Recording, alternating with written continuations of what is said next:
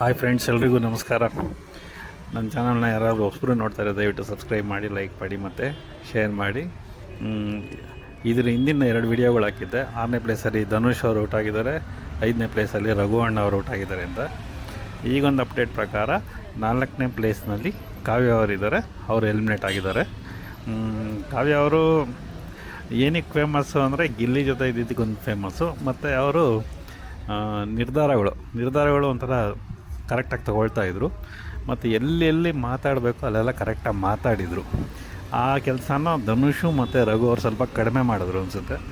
ಹಂಗಾಗಿ ಕಾವ್ಯ ಅವರು ಈ 4th ಪ್ಲೇಸ್ವರೆಗೂ ಬರೋದಕ್ಕೆ ಕಾರಣ ಅಂತ ನನಗನ್ನಿಸ್ತಾ ಇದೆ.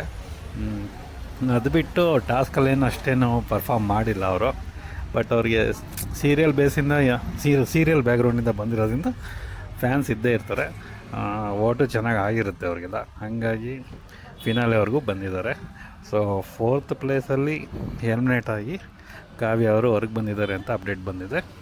ಸೊ ನೆಕ್ಸ್ಟು 3ನೇ ಪ್ಲೇಸಲ್ಲಿ ಯಾರು ಡೇಂಜರ್ ಝೋನಲ್ಲಿದ್ದಾರೆ ಅಂದರೆ ಮೇ ಬಿ ಅಶ್ವಿನಿ ಅವ್ರು ಡೇಂಜರ್ ಝೋನಲ್ಲಿದ್ದಾರೆ. ನೋಡಬೇಕು ಚಾನಲ್ ಅವ್ರೇನಾದ್ರು ಟ್ವಿಸ್ಟ್ ಗೀಸ್ಟ್ ಕೊಡ್ತಾರಾ ಇಲ್ವಾ ಏನು ಅಂತ ನೋಡಿ ಮುಂದಿನ ವಿಡಿಯೋದಲ್ಲಿ ಮತ್ತೆ 3ನೇ ಪ್ಲೇಸಲ್ಲಿ ಯಾರು ಎಲಿಮಿನೇಷನ್ ಆಗ್ತಾಯಿದ್ದಾರೆ ಅಂತ ತಿಳಿಸ್ತೀನಿ.